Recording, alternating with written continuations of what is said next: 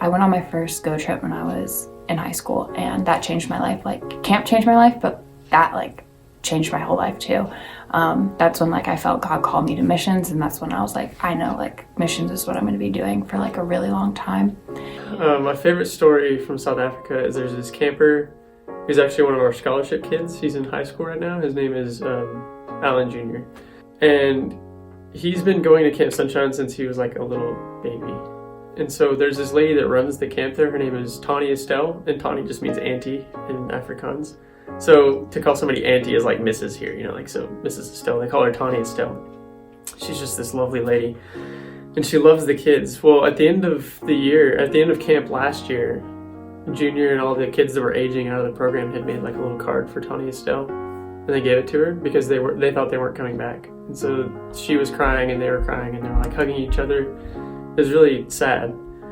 But then throughout the year, Kendall, who's a local in South Africa, and Sarah here and myself, we all worked on how to make like the teen program happen at camp. So this year we had the LIT program.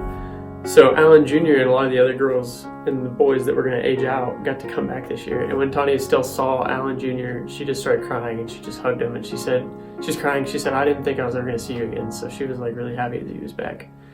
And it was just so cool to see like that these kids thought that their time at camp was over. And now that they get to come back and be a part of it and actually be leaders in training and help with the program, they're really taking it like the responsibility seriously. And so it was just really cool to see.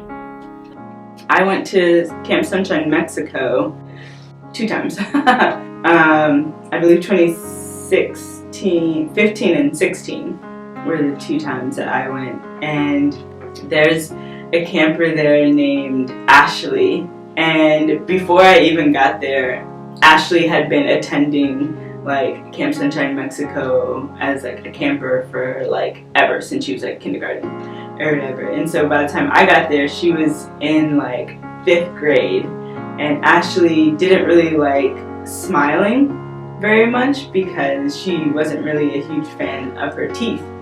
She didn't like them or the way they looked. And so we would do like smile challenges, and like I would just encourage her like every day as much as I could about like how beautiful she is, and just giving her like daily affirmations and affirmations to like take home with her. And through that, by the end of the week, Ashley smiled for me and showed her teeth, like a full teeth smile for me at the end of the week last day of camp. And so that was super encouraging because all her other smiles would be like a closed mouth smile. And so even it felt like it was just progress, you know, like we created a safe place for her to be encouraged, and that was great. I'd have to say my favorite ghost story was when I was in the Dominican Republic. And if you don't know, Dominican Republic is really close to Haiti. They border each other. And I remember we were just in the middle of nowhere at this church that was built in this cool area. And there was like hundreds of kids. And I remember there was this older kid, and I just walked up to him and started talking to him with the little Spanish I know. And it was really cool because he actually said he was from Haiti. So it was kind of hard to understand him because if you have like a Creole accent with Spanish, you know, no idea what he was saying. But found out that he had walked hours and hours just to come see, you know, something that might happen, which was Camp Sunshine. It was just so cool to hear his story and how much he valued other people and relationships to the extent that he walked hours just to see or possibly see this thing we call Camp Sunshine. And it was just so cool to see his love for other people, and that we get the chance to, you know, bring God's love around the world is amazing. And it's really cool to be a part of something much bigger than yourself. One of my favorite memories from being on a Go trip was when I met this girl named Shanika. Shanika was in my group in South Africa, and at first it seemed like she just really did not like me at all. I would try and talk to her, and she would just kind of stare at me with a blank face, and she wouldn't say anything back to me. And so all week long I was really just trying hard to build that relationship and be her friend and show her that I loved her and that I was interested in her life. And she slowly started warming up to me, but it still just felt like there was this wall up between us, and I was really trying to break it down.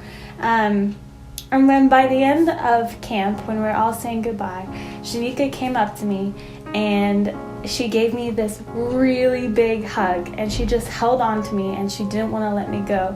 And in that moment, I knew that, like, even though it felt like I hadn't been getting through to her all week, I had been, and my effort wasn't in vain. And she just got this really big smile on her face as I was leaving, and she didn't want to say goodbye. So it went from her being, like, kind of mean to me and looking at me like I was this crazy person, to her just holding on to me and not wanting me to leave. And that was just an awesome experience.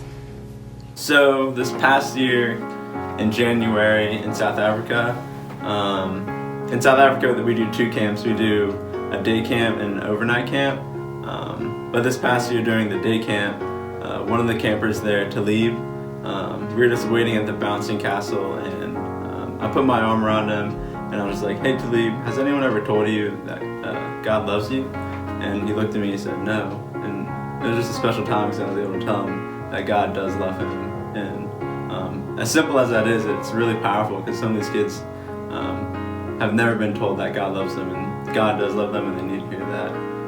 So it's just a really awesome thing for me to be able to do that for him. So, yeah. My favorite story from my Camp Sunshine Go trip to the Philippines was when going back, I think was probably one of my all-time favorite memories, just seeing the LATs there who served there, the full-time staff, and just seeing them encouraged by someone just remembering them. Honor is a huge thing in the Philippines, so the young ones do honorable things. They clean, they do chores, they do all these things, and it's like a big thing for the older people. And me coming back, I think that in that way it was honorable to them that I remembered them, and I think that was a cool part to be part of that process for them, to be part of their testimonies, to be part of their just story and process as they continue to do what they do. And it's an amazing experience, just being and getting to see their just love for kids, love for God, and love for each other. It's such a strong community, and it was just an amazing thing to see for me personally.